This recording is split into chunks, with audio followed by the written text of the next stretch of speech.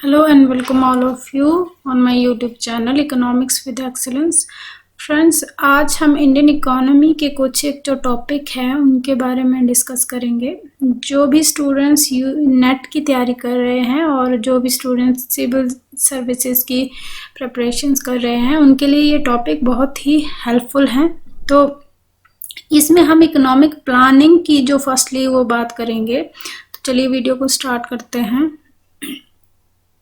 First of all जो economic planning है वो है क्या चीज़। Economic planning refers to the path of action in term of policy measures to be followed in future to fulfil the pre determined objective in a given period of time.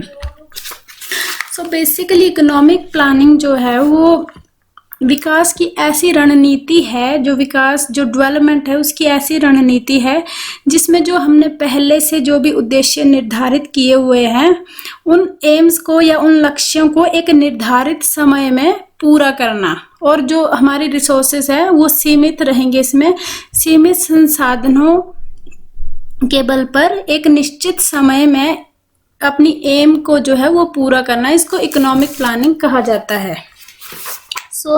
इसके दो type हैं basically, इसके और भी type है but जो ये main type है वो एक है, फर्स्ट है वो इम्पेरेटिव प्लानिंग है और दूसरा जो है इंडिकेटिव प्लानिंग है।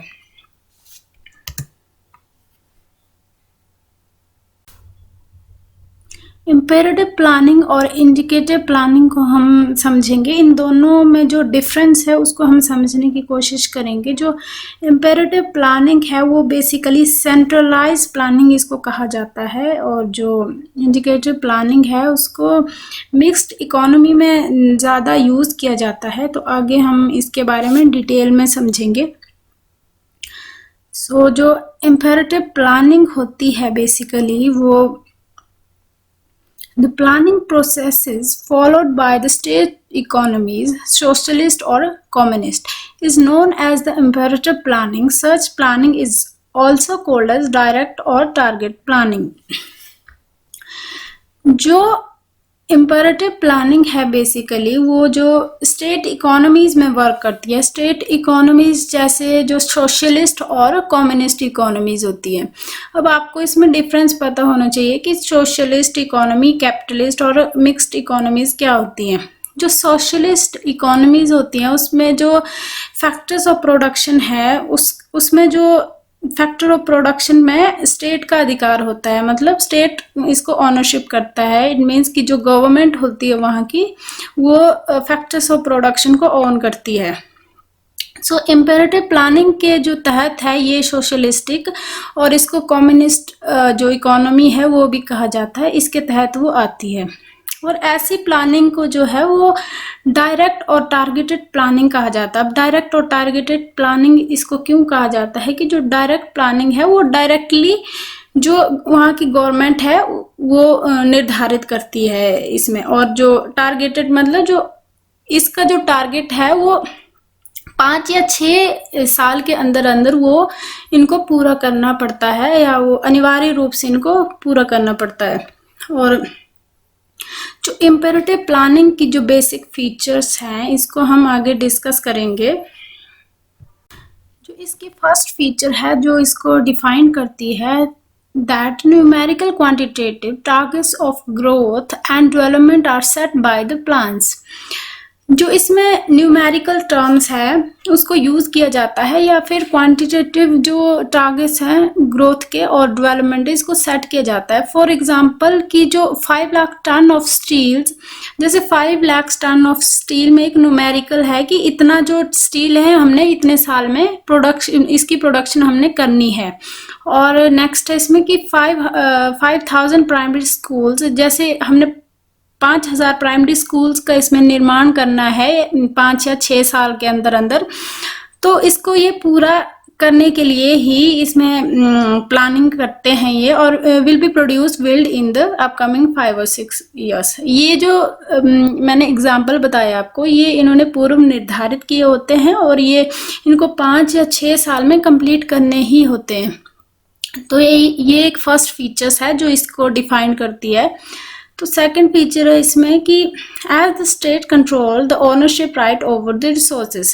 जैसा कि मैंने आपको बताया कि जो सोशलिस्ट इकोनॉमीज होती हैं उनकी जो रिसोर्सेज पे ओनरशिप होती है, तो जो स्टेट है इट मीन्स कि जो गवर्नमेंट है वहाँ की, वही जो फैक्टर्स ऑफ प्रोडक्शन है उनको ओन करती है, उन पर उनका अधिकार होता है।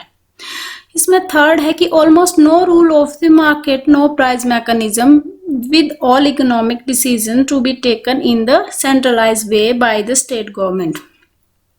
इसमें जो मार्केट मैकेनिज्म है वो काम नहीं करता है। इट मीन्स कि जो मार्केट की जो डिसीजन है वो गवर्नमेंट के द्वारा ही लिए जाते हैं और इसमें प्राइस मैकेनिज्म भी नहीं होता है, और जो इकोनॉमी के सारे डिसीजन है वो स्टेट द्वारा ही तय किए जाते हैं।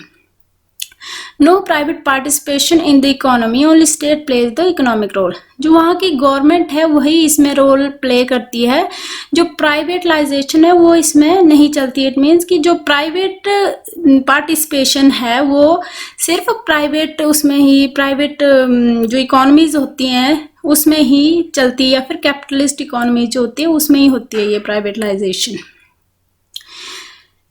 That is why such economies are also known as the centrally planned economies। जो ये सारे फीचर है इन्हीं के ही कारण इनको जो सेंट्रली प्लान इकोनॉमीज कहा जाता है। नेक्स्ट हम इसमें डिस्कस करेंगे indicative planning. A time came when some economies like Soviet started national planning, as they were neither the state economies nor communist socialist policy system. The nature of their planning was different from the command economies. Such planning has been called as indicative planning by economists or experts। जो indicative planning है basically वो तब प्रभुत्व में आई थी जब जो Soviet जैसे जो नेशंस थे, जो जिसमें ना तो सोशलिस्ट इकोनॉमीज थी और ना ही जो जैसे मैंने आपको इंडिकेटिव दो प्लानिंग के बारे में बताया, ना ही इसमें इंडिकेटिव प्लानिंग थी और ना ही इम्पेरेटिव प्लानिंग थी। और इसमें जो इकोनॉमीज थी वो ना ही सोशलिस्टिक थी और ना ही वो प्राइवेटलाइज्ड इकोनॉमीज थी, और इसमें जो थी बेसिकली वो मिक्स्ड इकोनॉमीज का जो उद्भव हुआ वो इसी प्लानिंग के अंतर्गत हुआ था। और such planning has been called indicative planning by economist. और जो ऐसी इकोनॉमीज थी जिसमें जो प्राइवेट सेक्टर और जो सोशल सेक्टर था मिल के काम कर रहे थे, इसी प्रकार की जो प्लानिंग थी उसको इंडिकेटिव प्लानिंग कहा गया था एक्सपर्ट्स और इकोनॉमिस्ट के द्वारा। तो चलिए इसके फीचर्स पे एक बार नजर डालते हैं। Every country following the indicative planning were the mixed economy. जैसे कि मैंने आपको बताया कि जो भी कंट्री है वो इस प्लानिंग को फॉलो करती है उसको मिक्स्ड इकोनॉमीज कहा जाता है। अब आपको पता होना चाहिए कि जो मिक्स्ड इकोनॉमी है वो प्राइवेटलाइज्ड और जो सोशलाइज्ड जो प्लानिंग है उसका वो दोनों का मिक्सचर होती है। Unlike the centrally planned economy, indicative planning work through the market price system rather than replacing it।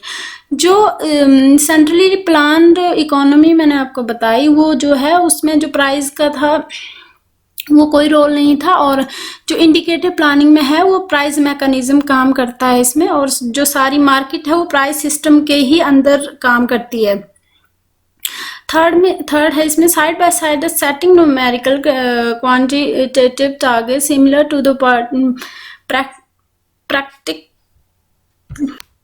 practice in the imperative planning।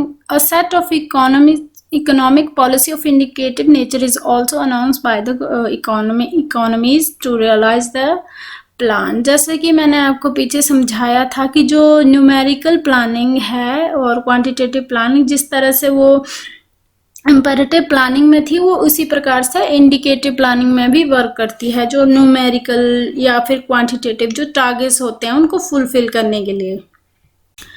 इसमें फोर्थ है the indicative nature of economic policy which are announced in such planning basically encourage और discourage the private sector its process of economic decision. जो इस तरह की जो economies हैं वो प्राइवेट सेक्टर्स को इनकरेज भी कर सकते हैं या फिर डिस्करेज भी कर सकती है अकॉर्डिंग टू द प्रॉफिट की ये जो पीपल है वहाँ के उनको किस तरह का प्रॉफिट दे रही है उस तरह से जो मिक्स्ड इकोनॉमीज है इनको इनके प्रॉफिट्स को इनकरेज या डिस्करेज भी कर सकती हैं और इस तरह की प्लानिंग भी कर सकती हैं, इस तरह के डिसीजन वो ले सकती हैं जो मिक्स्ड इकोनॉमीज होती हैं बेसिकली। सो ये एक जनरल सी इंफॉर्मेशन थी जो कि आपको हेल्पफुल रहेगी। सो वीडियो देखने के लिए आपका बहुत बहुत धन्यवाद और प्लीज़ इसको लाइक शेयर और सब्सक्राइब करें ताकि जो आप आने वाली वीडियो है उसको आप आने वाली वीडियो की नोटिफिकेशन आपको पहुंच सके टाइमली। Thanks for watching.